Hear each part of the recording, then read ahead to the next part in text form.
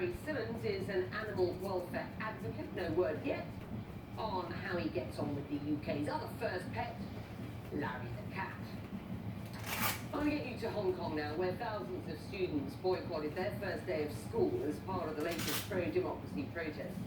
Rallies have been held across the city once again today. This comes after a weekend filled with some of the worst clashes we've seen in the past 3 months. Yes, folks, we are 13 weeks into this. 159 people were arrested and police fired hundreds of rounds of tear gas over the weekend. Well, for more, let's go to our Paula Hancock, who is live for us in Hong Kong. Paula.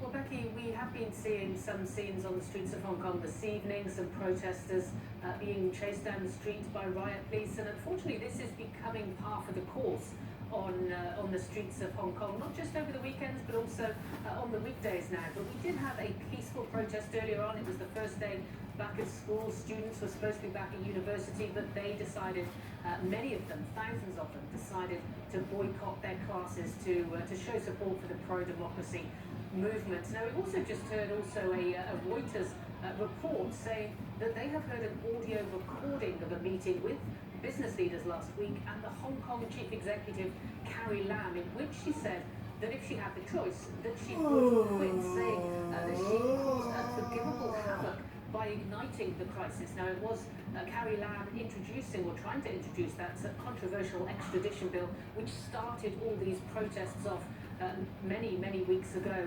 We also spoke to Carrie Lam's office, and they said that she did indeed have 2 meetings last week, but they were private, and so they are unable to comment on that. She does have her weekly press conference tomorrow there on Tuesday.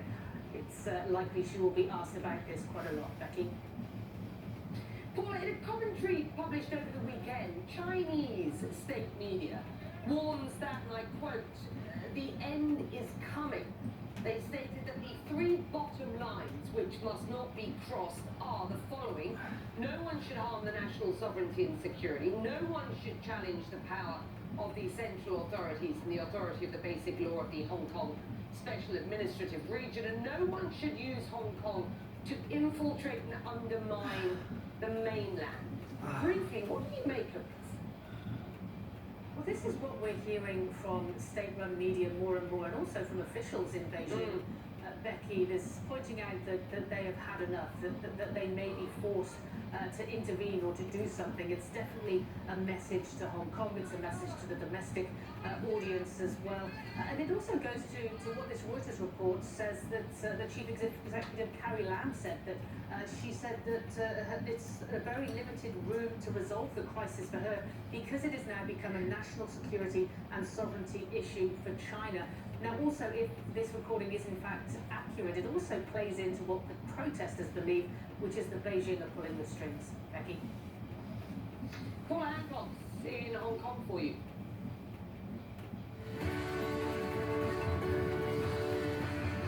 Well, let's get you up to speed on some of the other stories that are on our radar right now. Searchers are looking for around 30 people missing after scuba diving boats caught fire off California. Officials say there are numerous fatalities. 5 crew members were rescued. Authorities say the passengers were sleeping below deck and became trapped by the flames. The US Special Representative for Afghanistan says he is at the threshold of a deal to end the 18-year war with the Taliban. One component would be US troop withdrawal from Afghanistan in exchange for security guarantees. Now, the latest talks came amid new violence, including a large-scale Taliban attack that the Afghans repelled. And the Red Cross says more than 100 people are dead after multiple airstrikes by the Saudi-led coalition hit a detention center in Yemen. A website that tracks the war says the attack is the deadliest so far this year. A spokesperson for the Saudi coalition denies it hit a prison, instead saying it struck a legitimate military target. Still to come on Connect World, we are keeping one eye on Hurricane Dorian as it continues to batter the Bahamas and could yet make landfall on the US East Coast also this hour. Does this soldier look hurt to you? Well, it seems Israel may have staged a medical evacuation after this Hezbollah attack. But why? Details on that after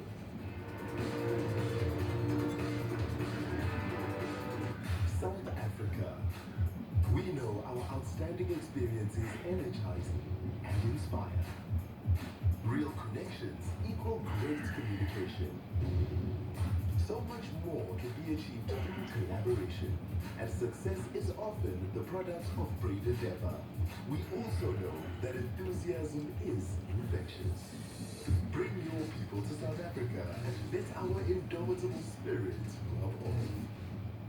Stateless, persecuted Rohingya Muslims who fled Myanmar now face a new threat. Women and children falling prey to traffickers. CNN travels to the world's largest refugee camp to understand the crisis. Nobody was really able to do anything to help. What does it take to lead a search for a missing child? In 24 hours. Yeah, We're I gonna said. come back here. Yeah. Police, if she's not providing us with an address, we demand her to deport. Stolen Son, a CNN Freedom Project documentary. Friday.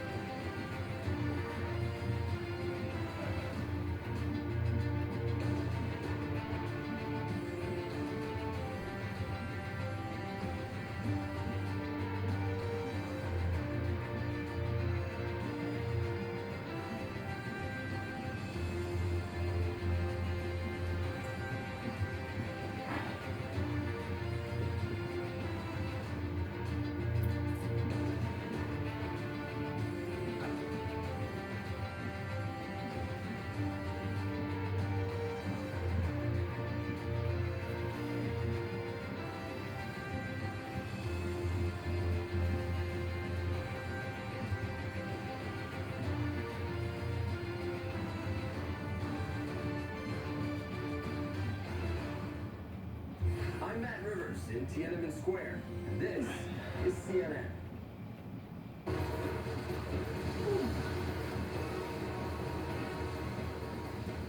Well, you're watching CNN. This is Connect World with me, Becky Anderson. Welcome.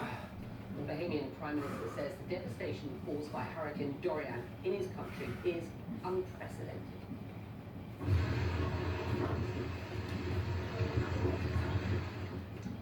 Well, it's the second strongest storm ever recorded in the Atlantic, with winds of up to 250 kilometers per hour, still battering the Bahamas.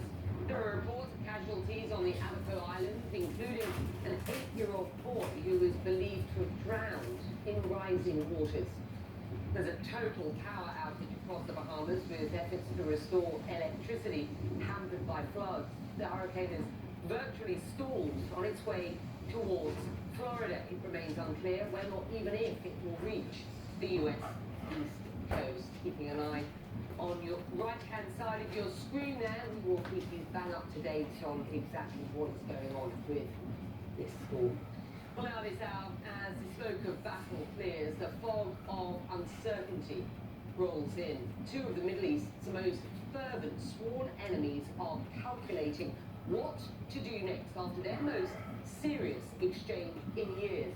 You look at its smoke, the smoke from anti-tank missiles. Hezbollah, Iran's most powerful regional proxy, launching them across the Lebanese border on Sunday to attack the Israeli army. And of course, and Israel, of course, as the region's preeminent military power, not letting that go unanswered, launching the strikes you are seeing now. Its Prime Minister boasting about the country's resilience.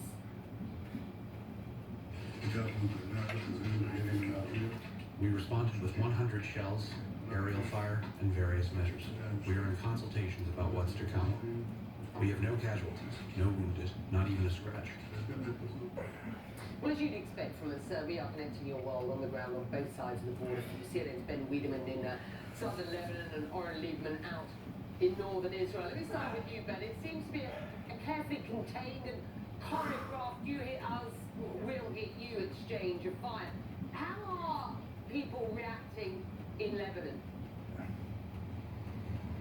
Well, initially, when the strike took place and the Israeli counter-strikes occurred, there was a certain amount of alarm among the inhabitants of southern Lebanon. We were seeing people lining up at gas stations, others, it appears, stocking up on supplies, but that alarm didn't last very long. And in fact, we were here just a little earlier than now, yesterday afternoon, and already by then people were already out here taking pictures, in fact on the phone with relatives, telling them everything was fine, praising Hezbollah in some instances. And now, of course, the situation seems to have been completely gone back to normal. In fact, on one of these hills below me, there was a variety of satellite trucks for local news stations. Now only one of them is left. So it appears that the impression is of most people here that this was a one-off thing and that life is getting back to normal. Now, I can tell you, we just learned that Al Manar TV, which is the TV station run by Hezbollah, has just now broadcast video they have of the attack on the Israeli military vehicle that happened yesterday at about 4:15 p.m. Local time. Because I'm on air, I haven't actually had a chance to look at that video. We also know that Nasrallah, the Secretary General of Hezbollah, will be making a speech this evening at 8:30. That's in exactly 2 hours' time, in which he will probably have more to say about the incidents of the last 24 hours and certainly what is to come next. Becky? Well, the story there in southern Lebanon, Oren, just 2 weeks out from its election rerun, what is the Israeli position? Well, Prime Minister Benjamin Netanyahu has always portrayed himself as Mr. Security, and he is doing so once again. In the past, we've seen much more rhetoric that bullets or shells fly back and forth across this border. Now we're back to that rhetoric after a couple of hours of fighting. Netanyahu put out a statement just a short time ago saying the person in the bunker knows exactly why he is in that bunker, referring to Hezbollah leader Hassan Nasrallah. People here are used to living across a tense border. We spoke with one in the community of Avivim where those anti-tank missiles hit, who says, look, this is something we've been getting accustomed to, even if the border has been quiet for years. You can't say it was a big surprise because during the past week we've seen all sorts of army activities and movements that were not routine. The surprise was the hour which it happened and the location. That was the surprise, because no one knew it would be in Avivim or in the other villages along the fence. But after 57 years, we've seen dozens of surprises like this. At this point, Netanyahu and some of the other high-ranking members of his Likud party are using the opportunity to attack Hezbollah and to say Hezbollah needs to stick to UN Security Council Resolution 1701, which governs the relations between Israel and Lebanon, essentially. So they're still on the political attack now, as you point out, 2 weeks until the elections. Netanyahu, once again, will try to show himself as acting responsibly on behalf of the citizens and soldiers of Israel, so close to an incredibly important day, obviously, in his political life. Yeah, Ben, there's always the prospect that situations like this can get out of hand and spiral into a much more devastating fight, even a war. Almost everyone watching, I'm sure, will remember the last time that happened back in 2006, when Hezbollah and Israel launched into a brutal month-long war. You were there as that happened. Are people worried about a repeat? People are always worried about the possibility of a repeat of that 33-day war, but things have changed since then. For one thing, back in 2006, the relationship between the Lebanese government and Hezbollah was not a very good one. It was fairly tense. Now, Hezbollah has 3 people affiliated with it who are ministers in the government.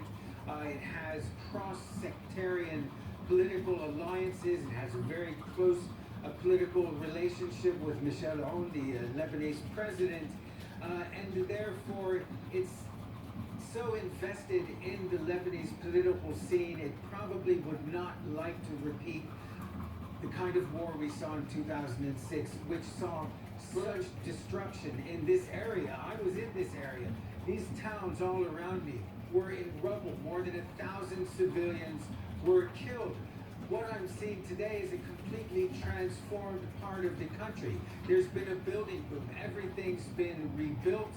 There are new businesses here.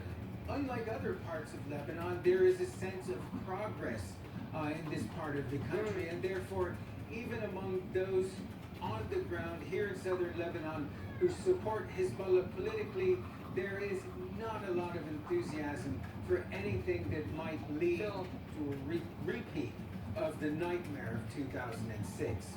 Becky? Briefly, thank you, Ben.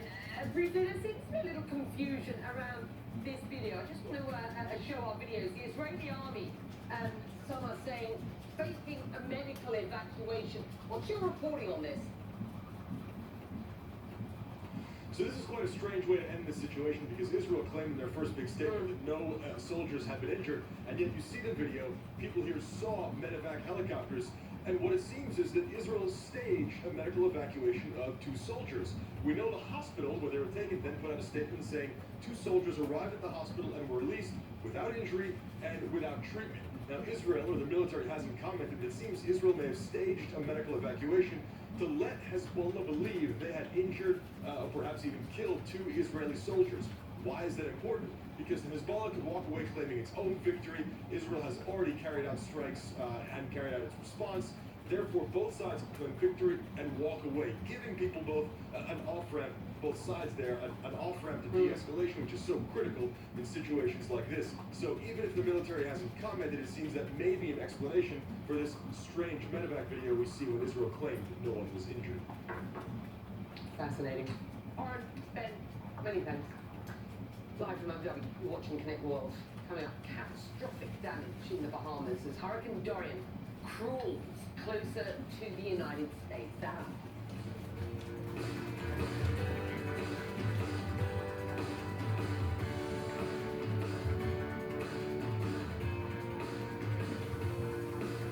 Next week, Amanpour is live with a newsmaker lineup. Former U.S. Defense Secretary Jim Mattis, Brazilian Foreign Minister Ernesto Araújo, and Democratic 2020 candidates Beto O'Rourke and Cory Booker. Amanpour next week on CNN. As our cities grow bigger, so do our demands of the planet. With new demands come new technologies and bright new ideas. From the food we eat. What if there's a way to take a single cell and make meat for the world? To the air we breathe and the water we drink. See the breakthrough ideas using innovation to transform these life necessities. Innovative Cities, Saturday on CNN, in association with NEC. An unprecedented Democratic presidential town hall event. Climate crisis. Biden, Warren, Sanders, Harris, Buttigieg, Klobuchar, Booker, O'Rourke, Yang, Castro. 10 candidates, 10 town halls, all on one night, Thursday on CNN.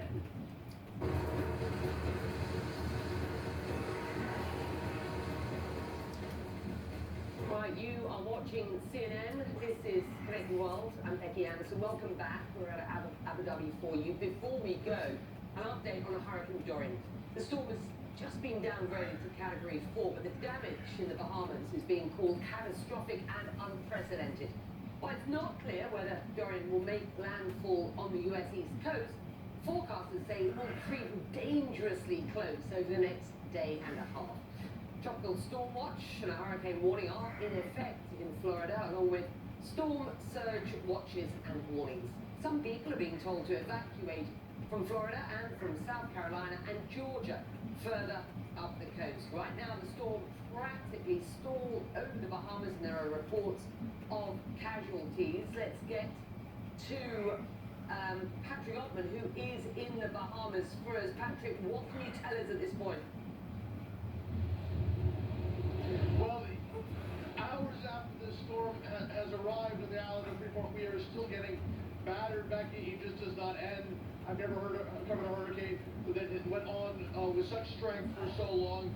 While it is now just a Category 4 storm, it's still very, very powerful. It's a strong Category 4, and it's having a major impact. I'm going to step on the frame while Jose Armijo will show you this, which is a really troubling thing. There is a wall of water growing behind us. It usually does not look like that, but the hurricane is pushing the water that eventually will be storm surge, and it's pushing the water out further and further, sort of creating this bulge of water. And when the hurricane leaves, which we expect it to, this evening or tomorrow, that water will have no place to go but back in, and it will begin to flood. Already here on the Grand Bahama, we have heard of another gust here. We've heard of houses that have been swept away. We have heard of people who've lost their roofs. We have heard of people whose entire neighborhoods are underwater. We've not heard much from the hardest hit areas because they are still underneath this very devastating hurricane. So in the hours ahead, we hope to hear more reports of this devastating damage that is still going on here. Yeah, and stay with CNN for that, Patrick. Thank you. Patrick's in Grand Bahama. I'm Becky Anderson. That was Connect World. Thank you for watching.